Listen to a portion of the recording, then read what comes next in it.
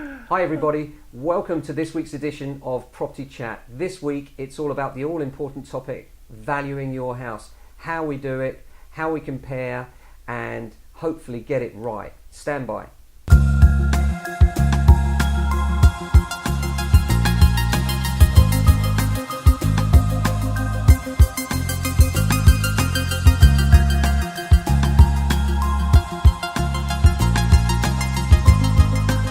Hi everybody, this week it's valuation, really important topic, very hard to get right, very controversial. How do you do it? I'm here with Caroline Rollins today.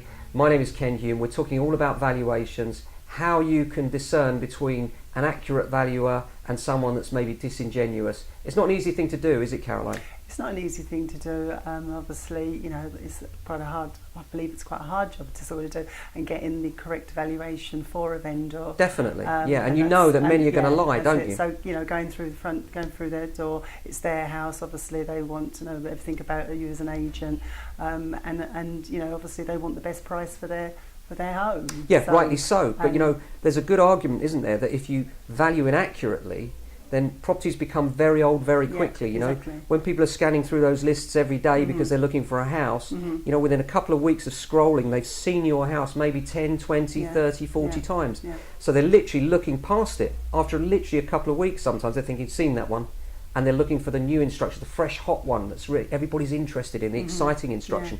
And it's getting that balance, isn't it, between setting the price at a level which excites people so they want to view, but on the other hand, not so low that it's not doing the vendor justice in the price that they achieve. And this is the balance that we play with. One of the most difficult things these days is things like Zoopla, great portal, great advertising medium, but the price that you get when you get an estimate from Zoopla or some of these automated online valuations can be different by 50 or 100k, can't it? So what an agent would go in at. Yeah, that's correct. I think also you find that, you know, different agents going through the door and misleading prospective vendor, that, you know, their property is probably more than 100 grand over a valuation of what you've given yourself, and obviously vendors then will be looking, thinking, well, you know, they've given me a valuation at over 100,000. I'm obviously going to use that agent. Yeah, that's the I think that's right. With, and which is misleading. Absolutely, and this is the mistake, folks. Telling you now, putting your house on at 100,000 more than it's worth won't sell it. In fact, the opposite. Absolutely. It will stick on the market and languish. And here's the problem it gives you, is that 3 months down the road when it's still available and all the houses around it have been selling, everybody thinks, what's wrong with that one? Why hasn't that one sold? Is it subsiding? Has it had a few bad surveys? Why?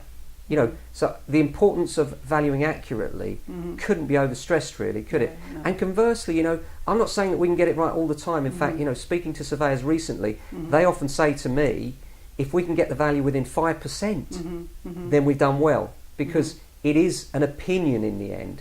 You know, in the end, when that purchaser looks at the property, they're saying to themselves, how does it compare, aren't they? Absolutely. And they're not saying, how does it compare with the one that's overpriced? Why? Because that one's not in their price range, probably. So they haven't even seen that. They're asking themselves how it compares with other ones that they've seen.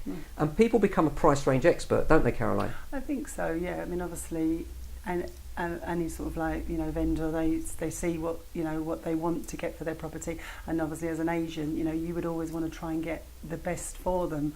But it's very hard. It's very hard. Yeah. It is a hard job, very hard job. You know, it's not easy. Nobody ever said it would be easy. If it was easy, everybody would be doing it, wouldn't they? The truth is that valuation is one of the hardest things we do. And the important thing to us is that we get it right. Why would corporates, you know, a lot of people ask me the question all the time, well, why would another agent come in with 100,000 over valuation? Let me tell you 2 reasons why they do that. Number one, if they can dominate an area, and let me quantify dominate. What I mean by that is get a lot of instructions on in an area. 2 things happen. Because they're corporates, they've got a board on their back wall and they get a brownie point for every one they get on the market. Oh, look, he's got another one on. But here's the human side of that. When they come back in with that valuation to that negotiator, it's the 10th one they've taken on this week, and the other 9 the negotiators tried to push out, can't even get a viewing on them because they're all too much money. The negotiators lose confidence. And once the negotiator loses confidence with the valuer, all is lost. All that happens is, buyer comes into the office, says, I'm looking for a 3-bed house around $500,000, what have you got? Well, the negotiator's lost because he can't remember all the properties on the market because they've probably got 100 on. Whereas with a good agent, they'll have the stuff on the people that really want to move at competitive prices. Therefore, they'll know their stock well, and they'll be able to say, well, this one's got a 100-foot garden, so this would be perfect for your dog, or maybe not. And so we can describe it much more accurately. And more importantly, the negotiators having confidence in the price of the product is very, very important. What we're finding a lot of other agents are saying, oh, it's really quiet, and we're actually not. Yeah, and there's no accident there, is there? No, definitely. The reason they're not busy is because they're taking things on for too much money. And the answer to the question why they will take them on that money is twofold. Number one, they get their advertising board up. We don't want our advertising board up on anything that's not going to sell, because we want to give the customer service. We want to make sure those vendors are satisfied and selling, number one.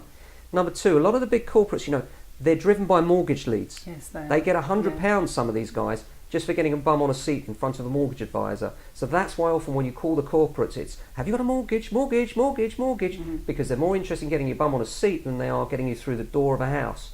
We sell houses first. We've got a fantastic broker, haven't we, Caroline? Absolutely, yeah, we have a fantastic broker. But we don't rely on that. We don't push that down their throat, because we're not as interested in that as we are selling your house.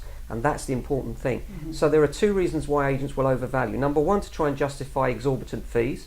This is quite often the case, isn't it? Absolutely. With certain agents, national agents that will remain nameless. And, the corporates, this is a big thing they do. Well, if we overvalue everything by 10%, then everything will come on the market, which is true. But then they end up with a lot of frustrated vendors. We quite often get them later on, don't we, Caroline? We do, yeah, we do. Because obviously, as I said, it is important. It's the price, getting it right, and making sure that vendors, are happy with the service that is provided. Being genuine as well, Genuine. A lot of things that we do a feedback survey on our valuations, and one thing that comes up time and time again is honesty and integrity. I think a lot of vendors now more and more are getting aware that people can lie to them, and they're appreciating the honesty. But I think the important thing is, another thing that's often said, the old cliche, get 3 valuations and go for the one in the middle. Well, for me, that's totally illogical. Why would you go for the one in the middle? They're not necessarily telling you the truth. Exactly. Go for the one that your gut feeling tells you is the best agent that's going to give you the best service, and you have confidence is giving you the true picture, not some jumped up picture that might or might not be true. And also, sometimes we do get it wrong, as I mentioned before. We can't be 100% accurate, but if we do, we'll put it right. We will stick our hands up and say, you know what, we've got 100 people want to view this house, or 30 people, whatever it is, and we'll actually say to people, this is just a guide price. And quite often, we'll get over the asking price for people, won't we? And that's something that, a lot of people don't realise, is that just because you've set a price doesn't mean you have to stick with that. The market will dictate whether that price goes up or down. Absolutely. So in summary, if you're looking for a valuation, good idea to get some opinions. I would say at least 3. At least 3. I'd also say online valuations, not really a good idea. No. They could be so far out. Honestly, they're not worth your while. Make sure you speak to local people who know the area. Exactly. The big national internet-only chains will claim to have local representatives. When you find out the size of the areas these local representatives cover, or how long they've been working in the local area, what experience they have, you'll find that actually it's very limited, and they don't really know the area very well at all. So be very careful with the valuers. But I would say get 3 local agents round. They don't all have to be independents. Go for some national, maybe some local, whatever you feel are the ones that seem to be the most prominent in your area. But most of all, look them in the eye and try and think to yourself, gut feeling, are these people going to have my back? Are they going to have my interests at heart? And are they going to look after me? And are they going to give me the best possible service? That's correct. As I said, it is the service, and knowing that they're looked after. That's most important. Absolutely. Perspective to be looking at. And Caroline, I know you're really good post-sale at looking after things. We have feedback, and if you look on All Agents or Google, you'll see Caroline's name mentioned again and again, because she makes sure without fail somebody calls, they get a call back. And I think that's an important part of the service as well. That communication, both pre and post-sale and conveyancing, is just as important a task these days, isn't it? One bad solicitor. One bad solicitor, and the things can go wrong. And often you sort of find you're doing the sort of part of the solicitor's job. You're trying to sort of like negotiate and keep everything together, which but as I said, it is all about service and communication as well, and providing the best service. Absolutely. Well, thanks for watching, guys. Hope you've enjoyed it, and I hope it's helped if you're thinking of getting a valuation. Of course, if it's in our area, you should be calling us. Here's the number. Please like and share with your friends. Take care. soon.